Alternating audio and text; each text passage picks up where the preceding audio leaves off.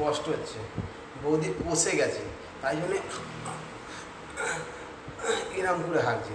তা বলি বৌদি যদি তোমার অত কষ্ট হয় একটু তেল লাগিয়ে দাও, শালিমার লাগাবে, শালিমার তেলটা খুব ভালো হবে, পেঁচল হয়ে যাবে, দেখবে কোনো কষ্ট হবে না, এক চান্সে বেরিয়ে যাবে সাট করে।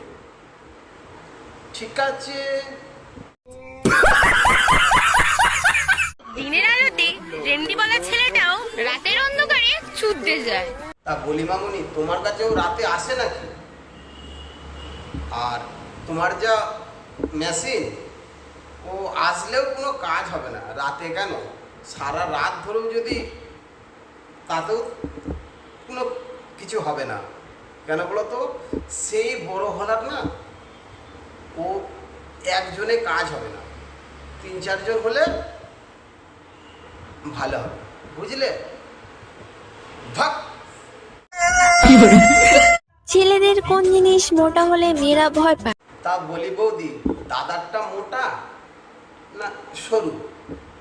কারণ তোমার যা দেখে মনে হচ্ছে তো ও সরু গলায় কাজ হবে না, একটু মোটা সাইজই লাগবে, না হলে ঠিকঠাক হবে না, বুঝেছো?